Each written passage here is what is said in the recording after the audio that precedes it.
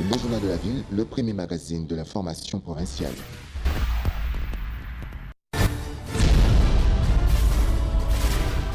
Tout de suite, le journal.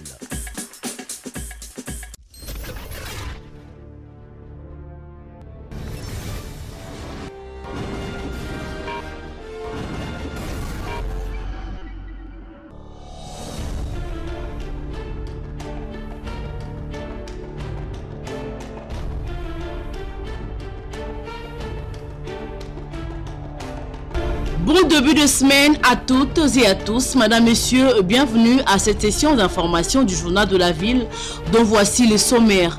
Réception et présentation officielle ce lundi 29 octobre des équipements d'appui à la logistique électorale par la CENI. En présence de membres du gouvernement et membres de la plénière, cette nouvelle acquisition concrétise la détermination du gouvernement de la République à organiser les élections le 23 décembre. Le président de la CENI, Corneille Nangaa, a rendu un hommage mérité au chef de l'État et au gouvernement qui renforce l'indépendance logistique de la CENI. De l'autre côté, après le meeting du FCC le samedi 27 octobre, les réactions ne cessent de tomber. Vous suivrez dans cette édition la réaction de Dounia Kilanga, secrétaire permanent à l'interfédéral du PPRD. Voilà tout pour le sommaire, les détails c'est tout à l'heure.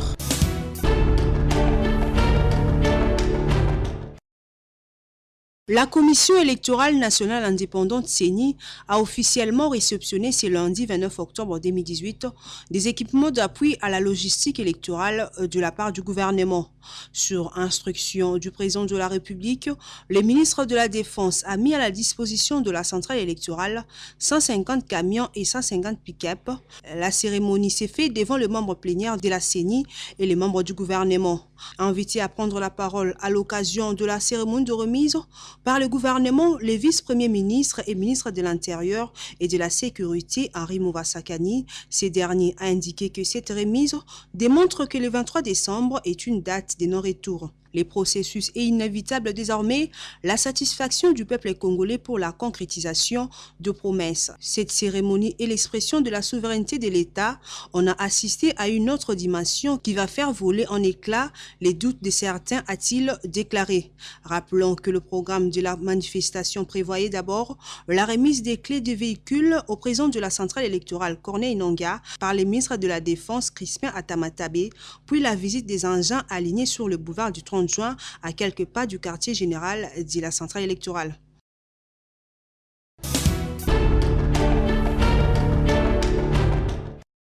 On a fait carton plein avec l'aide de notre Dieu et nous allons gagner les élections du 23 décembre 2018. C'est en ces termes qu'a réagi l'honorable Dounia Kilanga, cadre du PPRD, après la tenue du meeting du 27 octobre au stade Tata Raphaël, où le FCC a présenté son candidat président à la population congolaise. Je commence par remercier les Quinoises et Quinois pour leur présence massive au stade Tata Raphaël. Nous avons prévu 50 000 participants, mais nous sommes retrouvés avec 187 000 participants. 187 000. Nous remercions les Quinois pour avoir accueilli la candidature de Ramazani Shadari et Emmanuel Moulanda, Vumba Kuba Vumba. Et ici, je voulais confirmer que les Quinoises et Quinois, en particulier et les Congolais en général, ont adhéré à la vision politique de Joseph Kabila Kabange. Le 23 décembre, Ramazani Shadari, président de la République. Et je pense, avec un score de 87%, le message, c'est que Ramazani Shadari place Dieu avant toute chose. En rapport avec l'utilisation de l'argent et autres biens de l'État que le FCC aurait utilisé lors de leur meeting, le secrétaire permanent de l'interfédéral du PPRD Kinshasa répond. Nous ne pouvons pas empêcher les gens de parler. Lorsque les gens ont vu cette victoire, ça fait que les gens étaient troublés. Et dans ces troubles, les gens commencent à parler. Nous les concédons et nous les félicitons. Nous les encourageons à continuer à parler parce qu'ils font notre publicité. Si d'aucuns pensent que le méga meeting du Front commun pour les Congos tenu le samedi 27 octobre dernier était monnayé, d'autres non. Maître Papi Mbungule Luzolo, cadre de cette plateforme électorale, fixe l'opinion quant à ces. La population quinoise n'est pas venue au meeting des FCC parce qu'ils avaient besoin d'avoir de l'argent, mais ils sont venus voir l'homme candidat, l'homme qui est prêt à aller aux élections le 23 décembre 2018 et de gagner ces élections haut la main. Et c'est pour cette raison que d'aucuns ne pensent qu'il faut qu'ils disent des choses qui sont contraires à la réalité. Et bon, c'est de bonne guerre, mais nous disons que l'ère Chadari a commencé avec ces grands meetings du 27 octobre 2018. Nous tenons à remercier la population qui a accouru de tous bords. Ils sont venus en grand nombre. Et c'est comme ça qu'ils ont senti que la ville de Kinshasa n'est pas une ville consacrée à l'opposition ou au mensonge, parce que le FCC a dit qu'il ne dira que la vérité. Poursuivant dans cette optique, ces candidats à la députation nationale des Funa a souligné que l'objectif principal de cette rencontre était celui de présenter à la population le candidat du FCC Emmanuel Ramazani Chadari et non pas la présentation de son programme de société. C'était un jour de présentation et il a affirmé la volonté d'aller aux élections. Il a affirmé ses droits inaliénables du peuple congolais, de exercer leurs droits civiques en élisant le 23 décembre 2018. Et c'est ça l'essence même de cette présentation. C'est ça même l'objet de cette rencontre.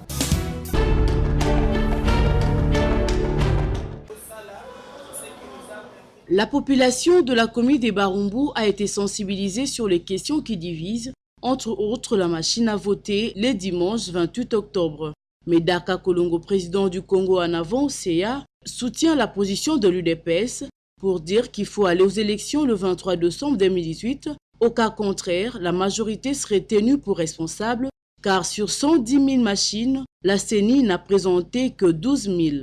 L'occasion faisant le larron, le président du CA a procédé à l'installation du comité divisionnaire de son parti, question de se préparer pour affronter les élections en leur octroyant de drapeaux et un signe du parti pour une implantation effective. Nous nous préparons pour les élections. On est venu installer notre comité, la dynamisation du parti. En même temps, on a échangé sur les questions de l'ère.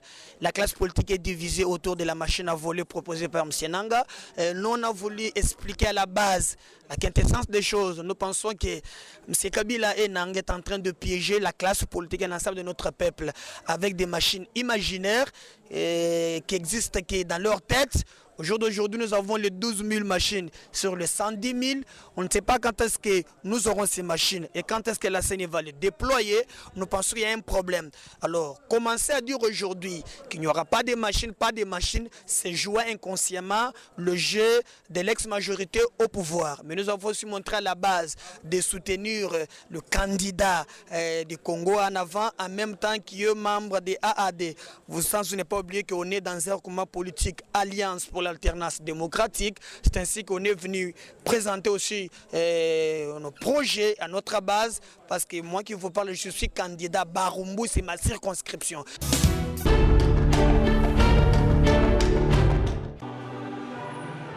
29 octobre 1996, 29 octobre 2018, cela fait 22 ans jour pour jour depuis que fut assassiné Monseigneur Christophe Munzi-Roi Mwenengabo. Et comme à l'accoutumée, la fraternité Christophe Munzi-Roi a ce dimanche 28 octobre organisé une messe d'action de grâce en sa mémoire à la paroisse Sacré-Cœur de la Gombe, messe dite par le père jésuite Ferdinand Muyiki-Roi. Comme vous le savez, Monseigneur Christophe Munzi-Roi avait beaucoup de valeurs. Il s'agit de sa foi en la résurrection du Christ et à notre propre résurrection, et son amour des dieux et pour Dieu, et de l'excellence dans sa vie. Né en 1926 et mort assassiné en 1996 sur la place Nyawera par les ennemis de la paix en RDC, Musée Christophe Munzi-Roi était un homme pour les autres, est très simple, témoignent les Congolais. C'était un homme exceptionnel, d'une sagesse, d'une simplicité hors de concurrence. Et aujourd'hui, après moi, je crois que nous devons créer une école Christophe Muziirwa. C'est une école. Nous souhaitons que les autorités puissent faire une lumière. Même encore aujourd'hui, nous attendons pour savoir qui a été ou qui ont été les assassins de notre frère et père. Cependant, la vie de Monseigneur Christophe Muziirwa ne peut être chiée par les gens mal intentionnés, dénonce le vice-président de la fraternité Christophe Muziirwa, Dr Jean-Baptiste Sondi. C'est une tentative de récupération de l'action de la fraternité. Vous savez que nous sommes à la veille des échéances politiques. Alors, il y a des gens qui n'ont jamais pensé à Monseigneur Christophe Muziirwa. Donc, c'est pour cela que nous avons tiré l'attention de tout le monde pour véritablement qu'on ne souille pas la vie de Monseigneur Christophe en allant profiter de sa mort pour les actions de politique politicienne de mauvais goût. Et la FCM prie le bon Dieu Tout-Puissant pour que sa béatification par l'Église soit faite.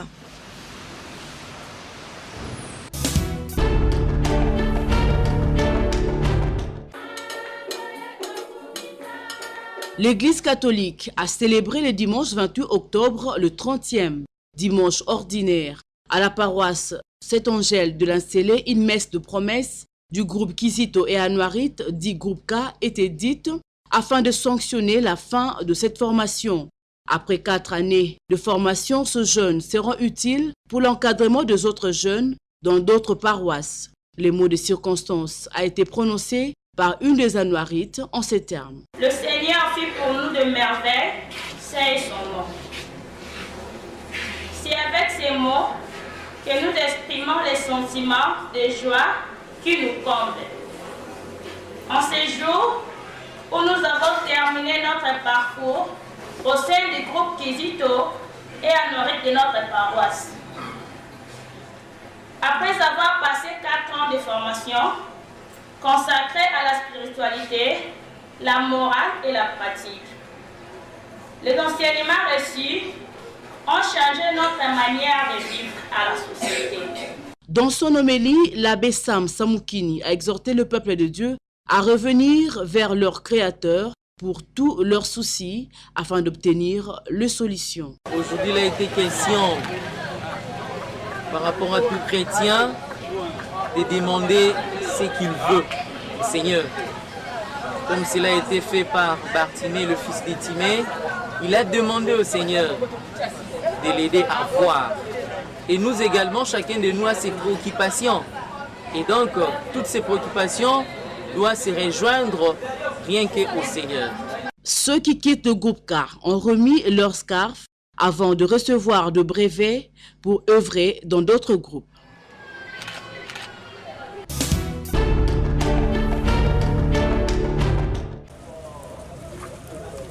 La route Bolengue, appelée actuellement route Roi-Baudouin, devient de plus en plus dans un état de délabrement qui ne dit pas son nom.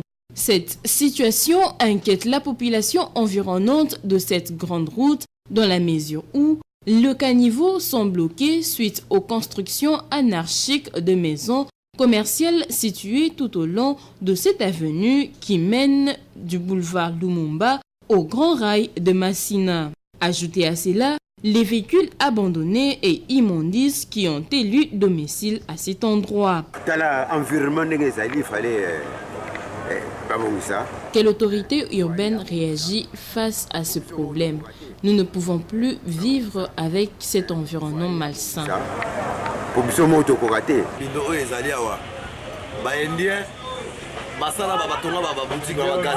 Cet état de choses est provoqué par les étrangers propriétaires de ces magasins que voici en image.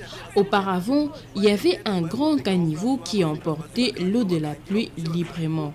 Avec l'arrivée de tous ces magasins, tout est devenu difficile. On est fatigué de cette situation.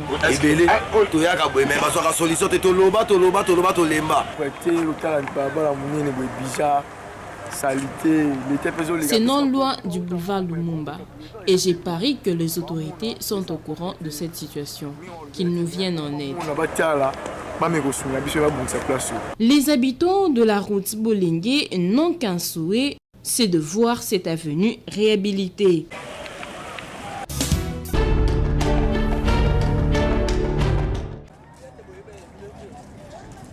Tout travail est utile à l'homme, surtout quand on le fait avec passion. Jean-Pierre Landou, artiste congolais, valorise la culture de son pays à travers son œuvre de fabrication de bracelets de toutes sortes. Ces œuvres d'art permettent à ce dernier de trouver de quoi subvenir à ses besoins. Habitant de Massina, cet artiste fait parcourir son œuvre dans presque toutes les communes de Kinshasa. Le port des bracelets est de plus en plus fréquent à travers la ville. Jeunes et adultes sont attirés par ces objets, surtout quand c'est l'œuvre d'un Congolais. Apprendre à travailler, tel est le conseil qu'apporte cet artisan.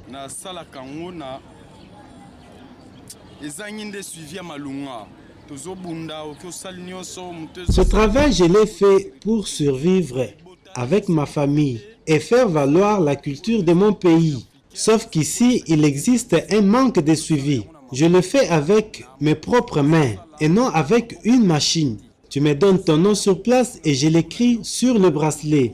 Cela fait du bien à beaucoup de personnes. À tous les jeunes, le seul conseil que je leur prodigue est de travailler et non d'attendre pour envier l'autre. Il n'y a pas de sot-métier, dit-on. Tout travail est important pour l'homme et qui ne travaille pas ne mange pas non plus.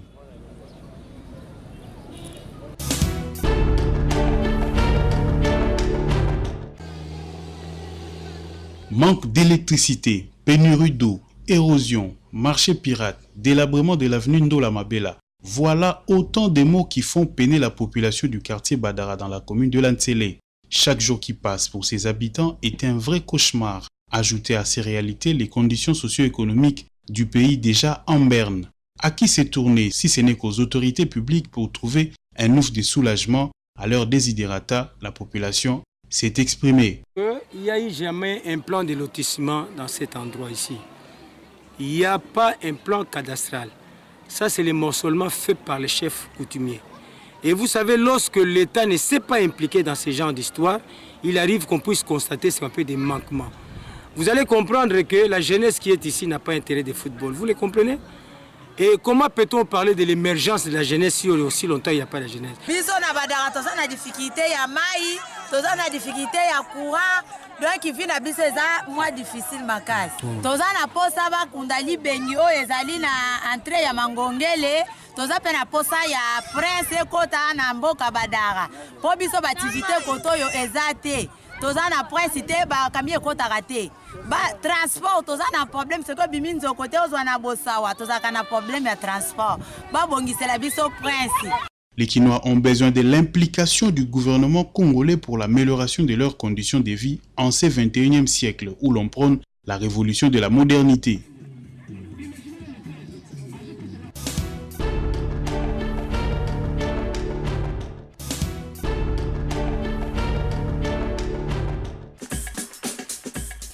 Madame, Messieurs, ce journal est terminé. Merci de l'avoir suivi. Le prochain rendez-vous est fixé pour le mardi 30 octobre. Dans l'entretemps, les informations sont contenues sur www.congomagna.net.